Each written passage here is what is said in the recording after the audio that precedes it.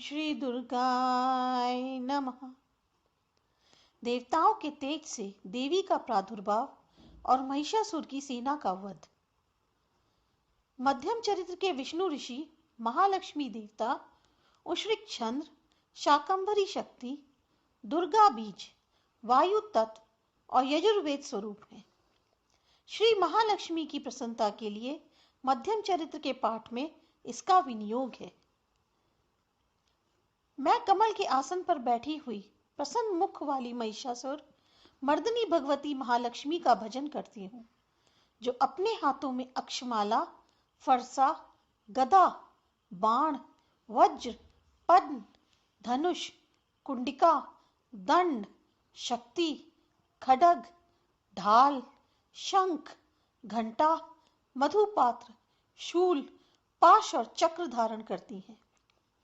ऋषि कहते हैं, पूर्व काल में देवताओं और असुरों में पूरे 100 वर्षों तक घोर संग्राम हुआ था।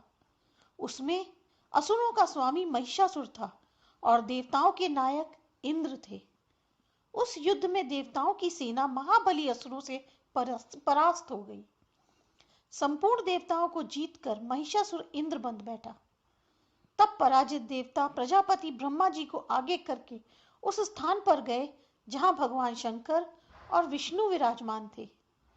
देवताओं ने महिषासुर के पराक्रम तथा अपनी पराजय का यथावत वृतांत उन दोनों देवेश्वरों से विस्तार पूर्वक कह सुनाया।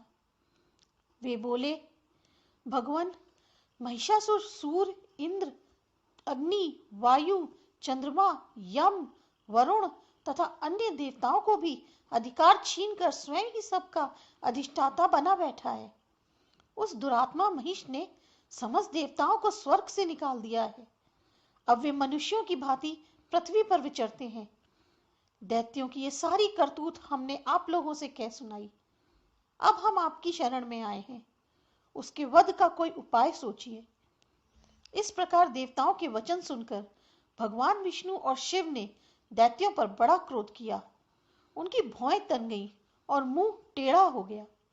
तब अत्यंत कोप में भरे हुए चक्रपाणी श्री विष्णु के मुख से एक महान तेज प्रकट हुआ। इसी प्रकार ब्रह्मा, शंकर तथा इंद्र आदि अन्याय देवताओं के साथ शरीर से भी भारी भारी तेज निकला। वह सब मिलकर एक हो गया। महान तेज का वह पुंज ज्वालामुखी पर्वत सा जान पड़ा। देवताओं ने कहा, वहां उसकी ज्वालाएं संपूर्ण दिशाओं में व्याप्त हो रही थी।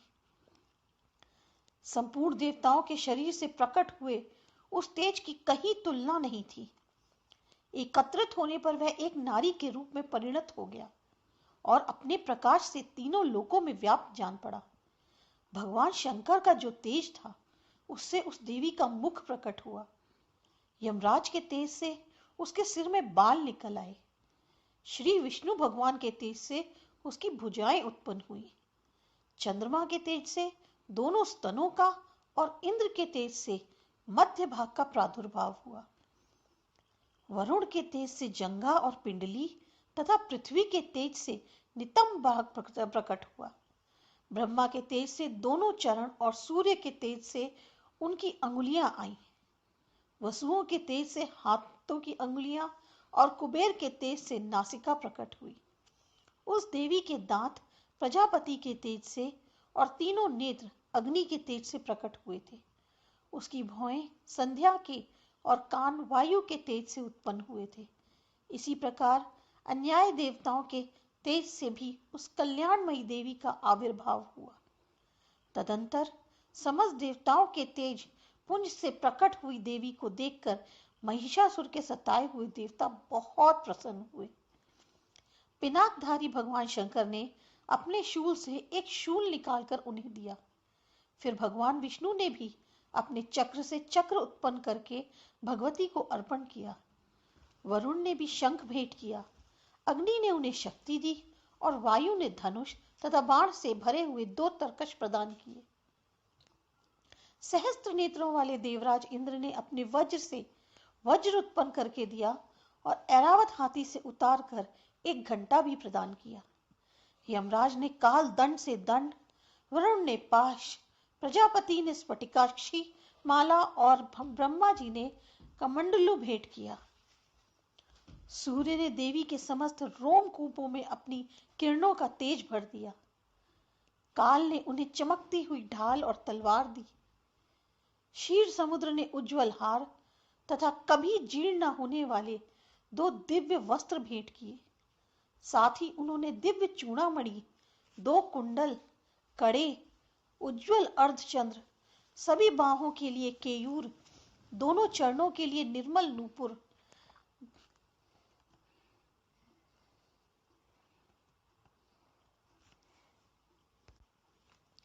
गले की सुंदर हंसली और सब अंगुलियों में पहनने के लिए रत्नों की बनी अंगूठियां भी दी। विश्वकर्मा ने उन्हें अत्यंत निर्मल फरसा भेंट किया। साथ ही अनेक प्रकार से अस्त्र और अभेद कवच दिए। इनके सिवा मस्तक और वक्ष स्थल पर धारण करने के लिए कभी ना कुम्हलाने वाले कमलों की मालाएं दी। जलधि ने उन्हें सुंदर कमल का फूल भेंट किया। हिमालय ने सवारी के लिए सिंह तथा भांति भांति के रन समर्पित किए। धनाध्यक्ष कुबेर ने मधु से भरा पान पात्र दिया और संपूर्ण नागों के राजा शेष ने, जो इस पृथ्वी को धारण करते हैं, उन्हें बहुमूल्य मणियों से विपूजित नागहार भेंट किया। इसी प्रकार अन्य देवताओं ने भी आभूषण और अस्त्र शस्त्र देकर देवी का सम्मान किया। तत्पश्चात उन्होंने बारंबार अट्ठास पूर्वक उच्च स्वर से गर्जना की। उनके भयंकर नाद से संपूर्ण आकाश गूंज उठा। देवी का वह अत्यंत उच्च स्वर से किया हुआ सिंहनाद कहीं समा न सका। आकाश उसके सामने लघु प्रतीत होने लगा। उससे बड़े जोर की प्रतिध्वनि हुई, जिससे संपूर्ण विश्व में हलचल मच गई और समुद्र कांप उठे। पृथ्वी डोलने लगी और समस्त पर्वत हिलने लगे। उस समय देवताओं ने अत्यंत प्रसन्नता के साथ सिंहवाहिनी भवानी से कहा, देवी तुम्हारी जय हो। साथ ही महर्षियों ने भक्ति भाव से विनम्र होकर उनका स्तवन किया। संपूर्ण त्रिलोकी को शोभग्रस्त देख दैत्यगण अपनी समस्त सेना को कवच आदि से सुसज्जित कर हाथों में हथियार ले सहसा उठ खड़े हो गए। उस समय महिषासुर ने बड़े क्रोध में आकर कहा, यह क्या हो रहा है? फिर वह संपूर्ण असुरों से घिरकर उस सिंहनाद की ओर लक्ष्य करके दौड़ा और आगे पहुंचकर उसने देवी को देखा, जो अपनी प्रभा से तीनों लोगों को प्रकाशित कर रही थी। उनके चरणों के संभार से पृथ्वी दबी जा रही थी। माथे के मुकुट से आकाश में सी रेखा सी खिंच रही थी और वे अपने धनुष की डंकार से सातों पातालों को क्षुब्ध किए देती थी। देवी अपनी 1000 भुजाओं से संपूर्ण दिशाओं को आच्छादित करके खड़ी थी। तदंतर उनके साथ दैत्यों का युद्ध छिड़ गया। नाना प्रकार के अस्त्र शस्त्रों के प्रहार से संपूर्ण दिशाएं उद्दासित होने लगी। चिक्षुर नामक महान असुर महिषासुर का सेना नायक था। वह देवी के साथ युद्ध करने लगा। अन्य दैत्यों की चतुरांगणी सेना के साथ लेकर चामर भी लड़ने आया। 60,000 रथियों के साथ आकर उद्दग नामक महादैत्य ने लोहा लिया। 1 करोड़ रथियों को साथ लेकर महाहनु नामक दैत्य युद्ध करने लगा, जिसके रोए तलवार के समान तीखे थे। वह असीलोमा नामक महादैत्य 5 करोड़ रथी सैनिक सहित युद्ध में आ डटा।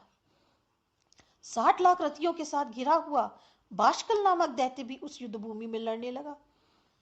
परिवारित नामक राक्षस हाथी सवार और घुड़सवारों के अनेक दलों तथा 1 करोड़ रथियों की सेना लेकर युद्ध करने लगा। बिडाल नामक दैत्य 5 अरब रथियों के साथ घिरकर लोहा लेने लगा। इनके अतिरिक्त और भी हजारों महादैत्य रथ, हाथी और घोड़ों की सेना को साथ लेकर वहां देवी के साथ युद्ध करने लगे। स्वयं महिषासुर उस रणभूमि में कोटि-कोटि सहस्त्र रथ, हाथी और घोड़ों की सेना से घिरा हुआ खड़ा था। वह दैत्य देवी के साथ तोमर, बिंदीपाल, शक्ति, मूसल, खड्ग, परशु और पट्टाश जैसे आदि अस्त्र शस्त्रों का प्रहार करते हुए युद्ध कर रहे थे। कुछ दैत्यों ने उन पर शक्ति का प्रहार किया, कुछ लोगों ने पाश फेंके तथा कुछ दूसरे दैत्यों ने खड्ग प्रहार करके देवी को मार डालने का उद्योग किया।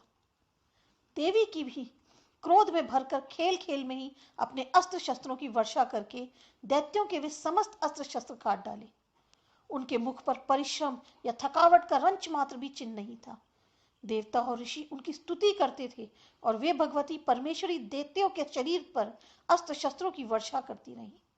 देवी का वाहन सिंह भी क्रोध में भरकर गर्दन के बालों को हिलाता हुआ असुरों की सेना में इस प्रकार विचरने लगा मानो वनों में दावानल फैला हो। रणभूमि में दैत्यों के साथ युद्ध करती हुई अंबिका देवी ने जितने निश्वास छोड़े वे सभी तत्काल सैकड़ों हजारों गणों के रूप में प्रकट हो गए और परशु, भिंदीपाल, खड्ग और पट्टेश आदि अस्त्रों द्वारा असुरों का सामना करने लगे। देवी की शक्ति से बड़े हुए वे गण असुरों का नाश करते हुए नगाड़ा और शंख आदि बाजे बजाने लगे।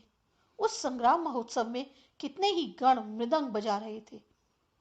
तदंतर देवी ने त्रिशूल से, गदा से, शक्ति की वर्षा से और खड्ग आदि से सैकड़ों महादैत्यों का संहार कर डाला। कितनों को घंटे के भयंकर नाद से मूर्छित करके मार गिराया।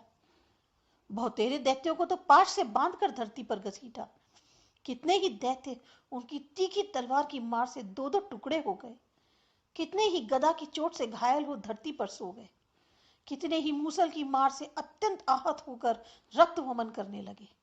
कुछ दैत्य शूल से छाती फट जाने के कारण पृथ्वी पर ढेर हो गए।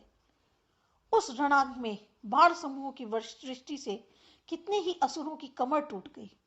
बाज की तरह झपटने वाले देवी पीड़क दैत्यगण अपने प्राणों से हाथ धोने लगे। किन्हीं की बाहें छिन्न भिन्न हो गईं, कितनों की गर्दनें कट गईं, कितने ही दैत्यों के मस्तक कट कट कर गिरने लगे। कुछ लोगों के शरीर मध्य भाग से ही विलीन हो गए। कितने ही महादैत्य जांघें कट जाने से पृथ्वी पर गिर पड़े। कितनों की ही देवी ने एक बांह, एक पैर और एक नेत्र वाले करके दो टुकड़ों में चीर डाला। कितने ही दैत्य मस्तक कट जाने पर भी गिरकर फिर उठ जाते और केवल धड़ के ही रूप में अच्छे अच्छे हथियार हाथ में ले देवी के साथ युद्ध करने लगते थे। दूसरे कबंध युद्ध के बाजों की लय पर नाचते थे। कितने ही बिना सिर के धड़ हाथों में खड्ग, शक्ति और सृष्टि लिए दौड़ते थे और दूसरे दूसरे महादैत्य ठहरो ठहरो यह कहते हुए देवी को युद्ध के लिए ललकारते थे। जहां वह घोर संग्राम हुआ था वहां की धरती देवी के गिराए हुए रथ, हाथी, घोड़े और असुरों की लाशों से ऐसी पट गई थी कि वहां चलना फिरना असंभव हो गया था। दैत्यों की सेना में हाथी, घोड़े और असुरों के शरीरों से इतना अधिक मात्रा में रक्तपात हुआ था कि थोड़ी ही देर में वहां खून की बड़ी बड़ी नदियां बहने लगी। जगदम्बा ने असुरों की विशाल सेना को क्षण भर में नष्ट कर दिया। ठीक उसी तरह जैसे तृण और काठ से भरी भारी ढेर को आग कुछ ही क्षणों में भस्म कर देती है। और वह सिंह भी गर्दन के बालों को हिला हिला जोर से गर्जना करता हुआ दैत्यों के शरीर से मानो उनके प्राण चुने लेता था। वहां देवी के गणों ने भी उन महादैत्यों के साथ ऐसा युद्ध किया जिससे आकाश में खड़े हुए देवतागण उन पर बहुत संतुष्ट हुए और फूल बरसाने लगे।